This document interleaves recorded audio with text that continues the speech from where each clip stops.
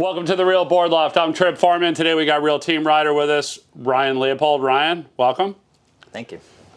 My board's dirty, Ryan's board's clean, and we are here to talk with you about the JS L Baron. The L Baron came right after the Big Baron, right? So the Big Baron, worldwide smash hit for a more full volume, little bit wider nose, little bit flatter rocker, twin fin mid-length. That was like actually JS's first step into mid-lengths. And that board is still super popular. A lot of people saying it's the best mid-length they've ever ridden. Available in their PU EPX combo as well as Carbo Tune. The L Baron is a complement to that board, or if you were looking at that board, but you normally surf in better waves most of the time. They came out with the L Baron, and the L Baron is stretched out, meaning like if you heated the board up, like maybe put it in a giant microwave, grabbed it on the ends, like kind of stretched out the volume so it all like leaned out and thinned out, foiled out. It's got more rocker and also goes into a little bit more pulled in round pin tail, so a little bit less tail area. And the other thing that's obviously a big difference is the fin setup. The L Barons are 5 fins, so you can ride a thruster or quad, where the Big Baron is a twin fin. Let's get into talking about this board a little bit. Ryan, you have what size? It's a 6'6"? 6'6" by 20 by 2 and 9/16, 37 liters. 37 liters, and what's your height and weight? 5'10", 165. Okay. I grabbed the biggest one off the rack, and the reason I easily could have grabbed the 7.0, but I grabbed the 7.6. I thought it would be helpful to have like a range of sizes, kind of like in the same review. So I grabbed the 7.6. I'm 6'2", 210, and this board's 7.6, 21.5, 2 7/8, 51.8 liters. So that way we got a 6.6 and a 7.6, and obviously talking about a wide range of use as well. So let's get into it. So Ryan, when you were riding this board, actually I remember session number 1, south side, small waves. Yep. To give you an idea of how small they were, like I was riding a Jerry Lopez 10.6 glider. It was small. It was small. I mean, it couldn't be any bigger than like this, right? Yep. And it was one of those things where I just brought it, came straight here, got it, waxed it up, stickered it up, took it straight out, and the waves were really subpar, like you said, and it was like, I've been riding a good amount of mid-lengths in the last couple years, you know, and it went like a mid-length. I think it's more of like a high mid. Like almost like a hybrid? Yeah, because high mid, I'm dubbing that right now. Okay, a high mid, okay, all right. Steal our model idea. Yeah, TM. Yeah. It rides like a shortboard, essentially. When I first saw it, I was like, oh, I don't know. It's pretty fat, mid-length. I guess, yeah. It doesn't really necessarily fit in that mid-length category. Yeah. So the high mid is where we're going with Okay, that. So it's like a mashup of a hybrid and a mid-length. Yeah. And you can, like you said, you can ride it 5 fin or thruster. I've been riding a lot of twin mid-lengths. So this thing felt way more like a shortboard. The rails are just like, pretty much if you just chop this thing off right here and put a shortboard nose on it, it was essentially what it would be, I feel like. But also with the ability to ride it in waves that are like this big. Yeah, tiny. So, and I've ridden it in all ranges of waves too. So it's like a shortboard with just a little more paddle and a little more meat up front. So yeah, it turns on a dime. Turns just like any standard thruster shortboard would. And what about, so beyond that session, the teeny tiny, right? Which I was blown away, like, actually how well you were surfing that thing. And, like, surf, you really wouldn't be thinking about, pulling that board out, especially as they market it as, like, they kind of market it as, like, a step up, like, complement to the Big Baron. But the more I rode it, I kind of found it more of, like, a foiled out, like, kind of all-arounder.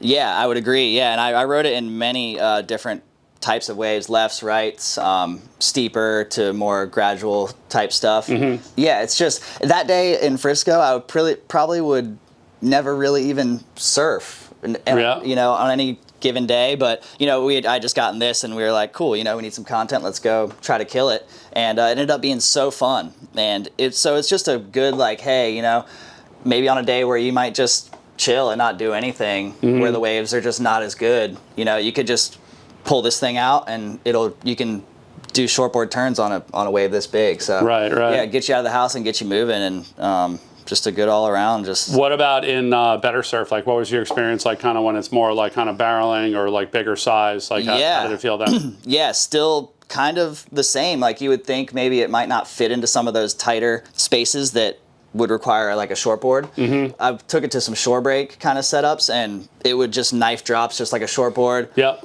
There's really no instance where you'd be like, I think I want to downsize and go back. Or I mean, at least for me, I don't know. Some people are diehard shortboard people, so maybe it might be a tough sell for them. But I loved it. I think anything that a shortboard can do, you can pretty much do with this. Right. No, Ryan, that's super good feedback. You know, that's what I noticed was like the exact same thing. So with the 7.6, like the first time I took it out was on the south side of the island, like super strong, like south swell, like wind swell, like where then the wind shifts overnight straight offshore, and like racy, like hollow waves. Right. All backside. The very first thing I noticed was just like how the nose rocker's a little bit flatter.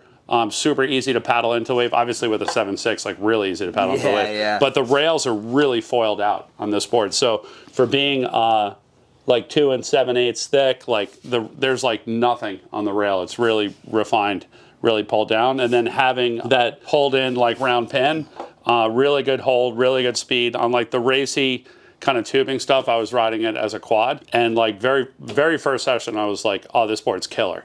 You know, like it's a super fun board. Yeah. Also rode it on the north side of the island as well. And again, like I just tended to go to it, like I would bring it and use it like when the surf was better. But even like in the in-between waves, like when it wasn't all that good, or if you milked it all the way to the inside and you got onto a tiny section, it just kept going. Like there was really good flow on it, really good like wrap, and like just kind of keep cruising. So it has like a smaller wave cruise and glide when you want it, but it has a lot of control when you need it, like on the bigger stuff. Like I had like just gotten back from G-Land, and I was like, oh, I would fully take this thing to G-Land and like just two-stroke into things. Yeah, and never be worried about the board. Yeah, it had a lot of control, and I rode large fins. I don't know, you know, fins are a weird thing. I would definitely encourage anybody to try different fins if you decided that maybe, that board didn't feel that great. You know, I've had that happen in the past where I put a certain set of fins in a board. I rode it, it was terrible, and I was like, what is up with this board? And it wasn't the board at all. I just switched up my fins and it went insane. So these are just a pair that I happen to have. They're just large. They're actually super old. I don't even know how old, maybe 10 plus years. Okay. And I put them in and they worked well, so I didn't switch it. But you could probably experiment with some medium fins or a quad too. Do you normally ride mediums and then until you stepped up to the large on this? I would typically. This is just one that I had, you know, lying around, but typically I would ride mediums in most circumstances, unless like on a step up I might throw some larges in. But it felt super tight, you know, like just felt basically like a shortboard, but it felt way just like it would turn on a dime, and it just felt so tight. So that might have something to do with the large fins, but I liked that feel of it. It's something a little bit different coming from riding twins and stuff. I was like, wow, I love how tight, and just like some of the turns you could just like arc full roundhouses on it, even though it's so big. And I'm not a big guy. Well, I mean, like what I noticed in it is it has a decent amount of tail rocker.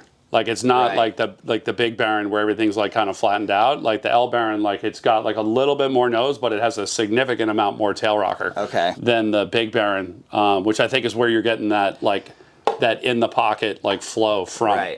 Like you're not trying to like fit a square peg into a round hole. Exactly. You know? Yeah, fin wise, I was using the Firewire V3s, which is like a new like large raked template. And I used the quad, really like the quad. This board's set up as a thruster right now because the last session I used it in, like it was like kind of a lot of like A-frames, and the quad was like too fast. Like it was just like I would take off and like I would be gone. Like I'd be like, hey, wait a minute, the wave's all the way back here. Yeah, I know, this board will do that to you anyway. Yeah, and so I switched over to the thruster, and that controlled the speed a lot better, and like you can kind of go out in the flats and like bring it back up in and not only be focused on like linear speed. So I think that's good to know, just because like in the waves that you're surfing at home, there is like tunability like in the board. Like you could ride it as a quad, like you could ride it as a thruster. I never rode it as a twin plus trailer, but I'm sure you can do that as well. From a control standpoint, like from what they're marketing the board as, I was really impressed. But like kind of the thing that kind of blew me away was how all around it is. You know, that it's not just that. Like it's not just a step up that's going to feel pretty crummy, like when the waves get small. For sure. Yeah. Yeah. Awesome. Hey, Ryan, well, thank you for joining us and sharing your feedback on the JS L Baron. If anybody out there has any questions on the L Baron or would like to place an order for one or any JS board, you can always reach us at the shop, 252-987-6000, or look us up online, realwatersports.com/surfing. Thanks for tuning in. Oh, you got to do slash surfing. Yeah.